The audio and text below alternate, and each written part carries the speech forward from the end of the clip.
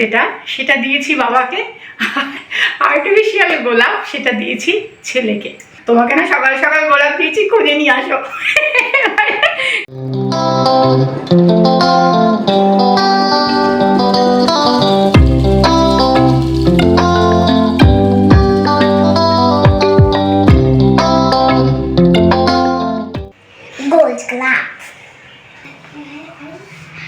রোজ ডেতে স্পেশাল থালি বলো।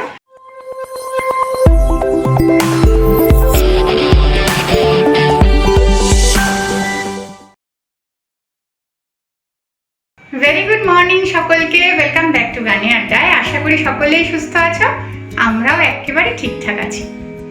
আজ হচ্ছে গিয়ে 7 তারিখ, তাই তো? আজ রোজ ডে কিন্তু।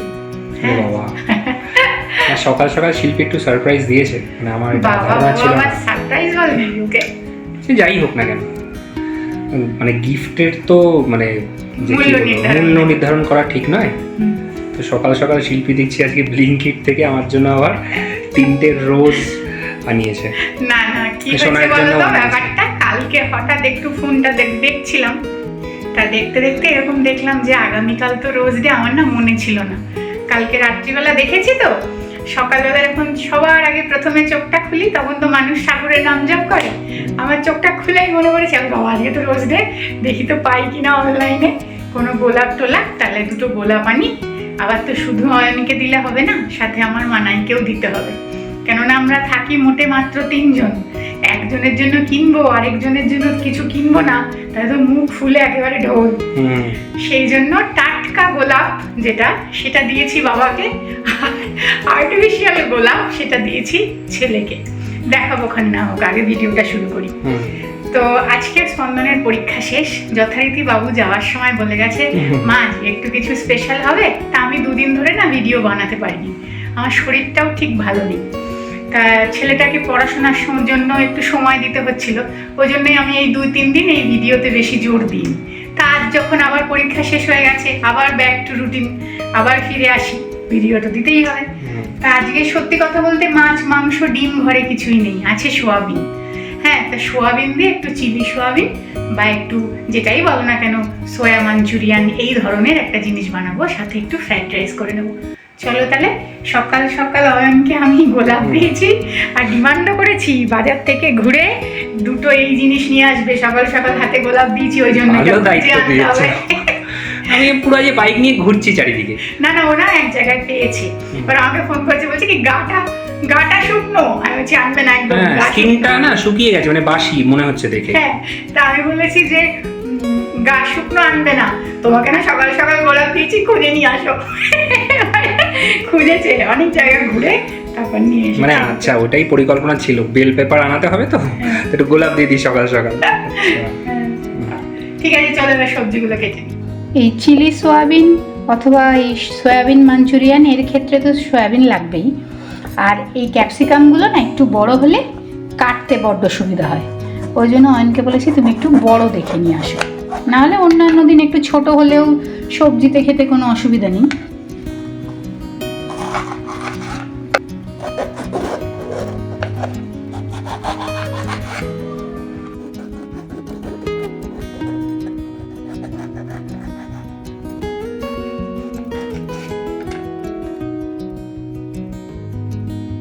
আচ্ছা, কিভাবে কাটবো একটু দেখিয়ে দিই।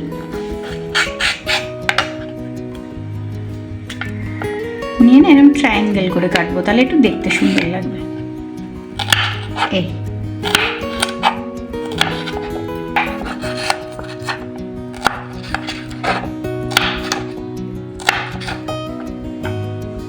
এরকম দেখতে হবে। হ্যাঁ, তেমনি সমানভাবে এটাও।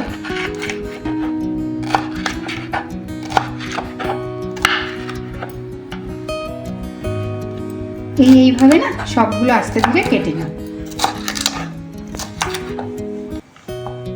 সবজি কাটতে কাটতে সময়টা নষ্ট না করে ভুলেই গেছিলাম এটা সিদ্ধ করতে হবে, করে ফেলি। একটু গরম জল করে নিয়েছি, সোয়াবিনগুলো একটু সিদ্ধ করে।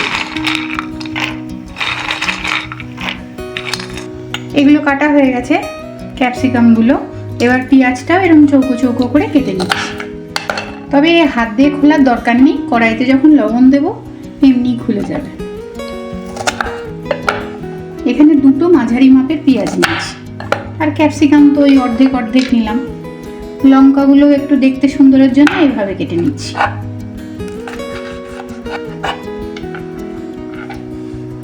আদাটা কুচি করে নেব আর রসুনটাও একেবারে হাতে চপড করে নেব। সোয়াবিনটা সিদ্ধ হয়ে গেছে, জল ঝরিয়ে রেখে দেবো। সোয়াবিনটা কিন্তু একটুখানি ওই সিদ্ধ হওয়ার পর একবার ঠান্ডা জলে ধুয়ে জল ঝরাতে রেখেছিলাম আমি। জল ঝরে গেছে, এবারে সোয়াবিনটা একটু মেখে নেব হাত দিয়ে দিয়ে। খুব বেশি একেবারে মানে এরকম না চিপে এরকম ছিবড়ে করে ফেলো না, তাহলে কি হবে যখন রান্নাটা পুরো তৈরি হবে এই বড় ছিবড়ে লাগবে খেতে। তাই মানে হাতে যতটুকু চেপা যায় এবং জল তাতে যতটুকু ঝরে ঝরুক, অসুবিধা নেই। সেরকম প্রচন্ড বল প্রয়োগ করা দরকার নেই। বল প্রয়োগ করার দরকার নেই, তাহলে কি হয় অনেকটা ওই রাবারের মতো লাগবে। বেশি ভাজা হয়ে গেলেও তাই লাগবে, বেশি চিপে তুলে নিলেও তাই সেরকম হবে। তাই আমি জল পাল্টে ধুয়ে রেখেছি। এবারে যেরকম ভাবে অল্প অল্প করে চিপে আরেকটা বাসন নিয়ে নেব।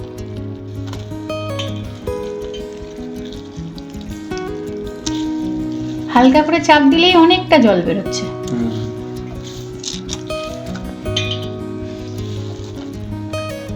খানিকটা আদা রসুন একটু হাতে চপড করে রেখেছি, আর এই 4-5 কোয়া মতো রসুন আর একটু আদা, এটা একটা পেস্ট করে রেখে দেবো। আদা রসুন যেটা পেস্ট করে নিলাম এটা এই সোয়াবিনটার মধ্যে দিয়ে দেবো। দিয়ে দিচ্ছি লবণ। সোয়াবিনটা সিদ্ধ করার সময় সামান্য লবণ দিয়েছিলাম, সেই সময় ক্যামেরাটা অন করা হয়নি, তাই এটা আমি বুঝেই দিচ্ছি। হ্যাঁ, দিয়ে দিচ্ছি একটু গোলমরিচের গুঁড়ো, সয়া সস 1 চামচ পরিমাণে, 1 চামচ পরিমাণে একটু রেড চিলি সস, দিয়ে দিচ্ছি একটু কর্নফ্লাওয়ার, 3 চামচ পরিমাণে কর্নফ্লাওয়ার, 3 চামচ পরিমাণে চালের গুঁড়ো, দিয়ে দিচ্ছি একটু কটা চিনির দানা। হ্যাঁ, এটা কিন্তু অপশনাল, দিও না, মানে যারা পছন্দ করো না তারা দিও না। আর একটু চিলি ফ্লেক্স। এবারে ভালো করে হাত দিয়ে এটাকে মাখিয়ে নেব। চামচ দিয়ে মাখালে হবে না, হাত দিয়ে সুন্দর করে মাখিয়ে নিতে হবে।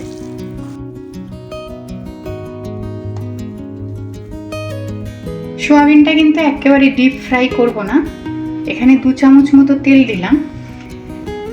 সোয়াবিনটা তো এইটুকু তেলে পুরোটা ডিপ ফ্রাই হবে না, তো ডিপ ফ্রাই করব না, এটাতে ধৈর্য ধরে ধরে সোয়াবিনটাকে একটু ভেজে নেব। 2 চামচ মতো এখানে সাদা তেল আছে। ডিপ ফ্রাই করলেও কি হয়, সোয়াবিন অনেক সময় বাইরেটা ওরকম ছিবড়ে হয়ে যায়, মানে কি বলতো শক্ত হয়ে যায়। আর এটা আস্তে আস্তে ধরে করলে বাইরেটা তোমার করকরেই হবে, কিন্তু ভিতরটা জুসি থাকে।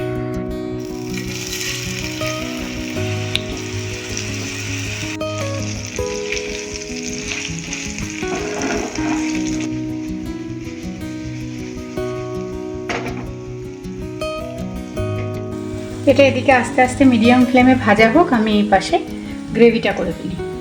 এখানেও একটু সাদা তেল দিয়েছি, তেল গরম হয়ে গেলে এবার একে একে সব দিয়ে দেবো।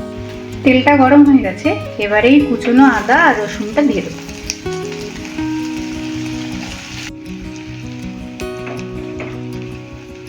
আদা রসুন ভাজা হয়ে গেছে, এবারে দিয়ে দেবো পেঁয়াজ আর কাঁচা লঙ্কা কটা। কিছুটা কাঁচা লঙ্কা এখন দেবো আর কিছুটা না নামানোর আগে দেবো। দিয়ে গ্যাসের ফ্লেমটাকে কিন্তু জোরে দিয়ে দেবো।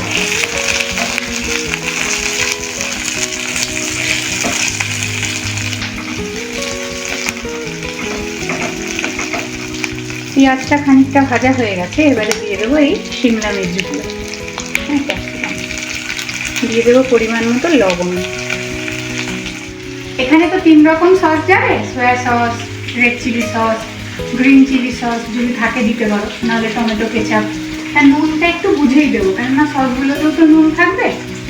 আর গ্যাসের ফ্লেমটাকে সবসময় হাইতে দিয়ে এই রান্নাগুলো করলে কি হয় বলো তো, একটু স্মোকি ফ্লেভার আসে এবং খেতেও বেশি স্বাদ হয়।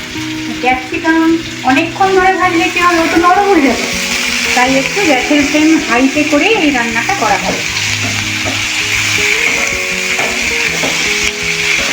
কালারফুল লাগবে না? এবারে আমি সসগুলো দিয়ে দেবো। প্রথমে দিলাম সয়া সস, খুব একটা কিন্তু বেশি ভাজিনি, দেখো একটু যদি মুখে শক্ত শক্ত করে ভালো লাগবে, কেননা ক্যাপসিকাম বেশি ভাজলেই একেবারে নরম হবে। রেড চিলি সস, অল্প একটু গ্রিন চিলি, টমেটো কেচাপ আর 1 চামচ পরিমাণে ভিনিগার। এই সময় কটা চিনির দানা দিয়ে দিও।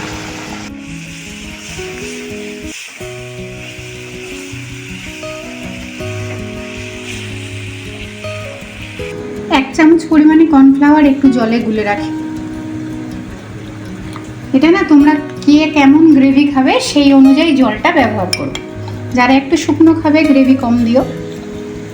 আর এখানে ওই কটা কাঁচা লঙ্কা ছিল না, সেটাকে একটু জলে ভিজিয়ে রেখেছি, সবার শেষে এই কাঁচা লঙ্কা ভেজানো জলটাও দিয়ে দেবো। এবারে আমি সোয়াবিনটা দিয়ে দেবো। সোয়াবিনটাও সব দিক দিয়ে কিন্তু সুন্দর করে দেখো হয়ে গেছে। এবার আমি দিয়ে দেবো।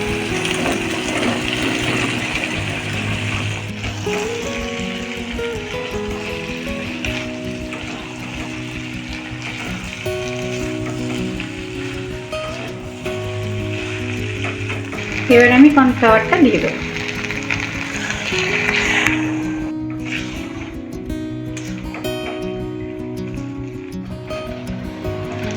ভালো লাগছে না কালারফুল ক্যাপসিকাম গুলো? তবে কড়াইটা যদি একটু সাদা হতো আরো ভালো লাগতো।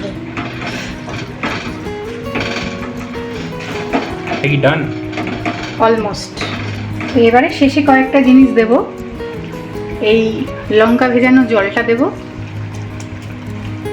দেব একটু সাদা তিল,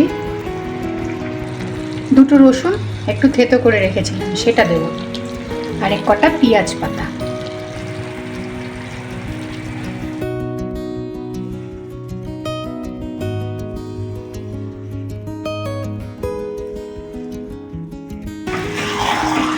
চলো আমাদের রেডি। হ্যাঁ হ্যাঁ, এবার আমি রাইসটা ঝটপট করে ব্যাস প্লেটিং।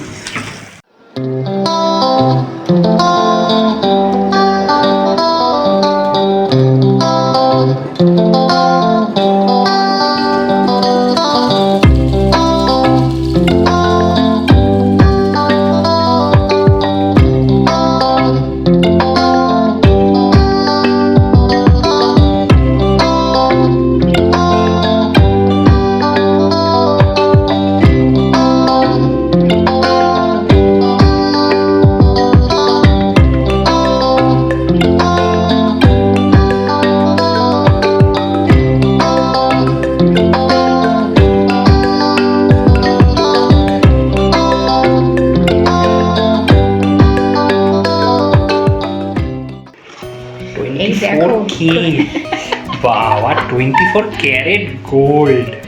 এই দেখো, আমি দেখো।